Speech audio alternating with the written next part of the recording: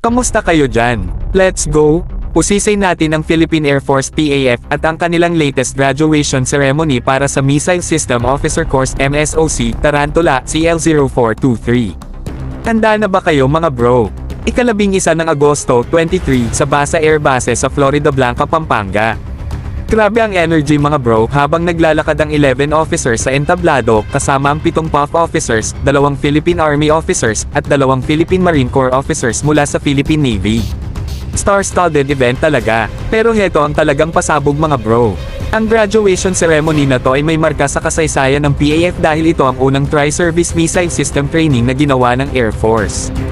Tama yan. Sinisigurado ng PAF na mas magkakaisa at matatag ang kanilang missile defense system para sa Armed Forces of the Philippines AFP. Ngayon, balikan natin ang details. Ang MSOC ay ang ultimate foundation para sa mga officers na maging mga expert sa missile system operations.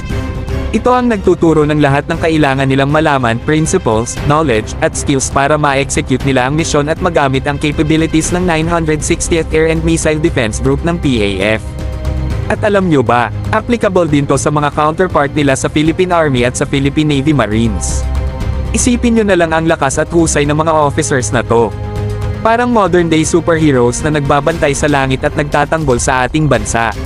Talagang nakaka-inspire. Sa inyong lahat lagi niyong tandaan na walang pangarap na hindi makakaya, walang hamon na hindi malampasan. Kung kaya nilang lutasin ang mga alapaap, kaya nyo rin ang lahat. Maniwala sa sarili, itaas ang mga mithiin, at iparamdam ang inyong passion. Yan lang muna sa ngayon mga bro. Huwag kalimutan i-hit ang like button, mag-subscribe sa aking channel para sa mas marami pang uplifting content, at ibahagi ang video na to sa lahat ng kakilala nyo. Sasama-sama nating gawin, magiging mas masaya at empowered ang mundo natin. Hanggang sa susunod na balita.